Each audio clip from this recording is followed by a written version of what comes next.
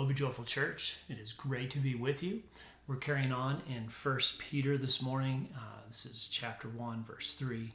And we have just turned a corner into a new idea that Peter will carry throughout the book, but it's this theme of the security of salvation. And he's put it up at the beginning. He's balanced it against being born again. And he's saying these two things are really critical for you to understand how safe you are, no matter where you are in the world and no matter what's happening in your life. Your spiritual security is undiminishable. Is that a word? Irrevocable, safe, secure in him. And he's going to describe that with these words. This is about salvation. He says, you who by God's power are being guarded through faith for a salvation to be revealed at the last time. So he's using this list to describe the foundation of security that we have in salvation, in the rescue that he's provided for us. He says you're guarded by God's power. That thing that you have that he is guarding comes to you through faith, and that the fullness of it will be revealed in the last time. And what I want to do is break these things down, and today just talk for a minute about this idea of being guarded by God's power. See, if the greatest treasure that we have, which is our security in him, our salvation in him, is guarded by his power, what does that tell us? I mean, how powerful is that? How strong is it?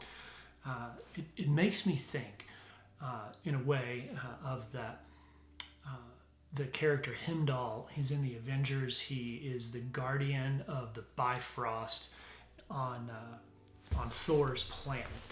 And so when you see him in that movie, if you've ever seen it, he's standing there with this giant sword, and he just looks so intimidating. And one thing about this character is that he can see all and he knows all. So he's a very powerful guard for this very important portal called the Bifrost. And it's just that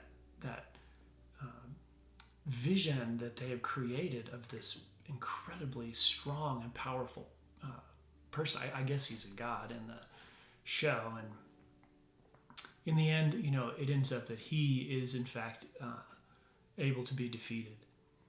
But our God is not. And the security that he provides for us when he guards our salvation is something that should give us an incredible amount of peace and confidence as we move through this life. And if you're going to spend some time thinking about this, let me give you a couple of ideas just to consider the strength of God. Just do some whiteboarding on what is it that the strength of God means. And list other powers, earthly powers, any other kind of great power that you know of from the natural world or wherever. And then compare them. How do they compare to the power of God? How do they reflect the power of God? So give that some thought, and we'll be back together soon. Take care.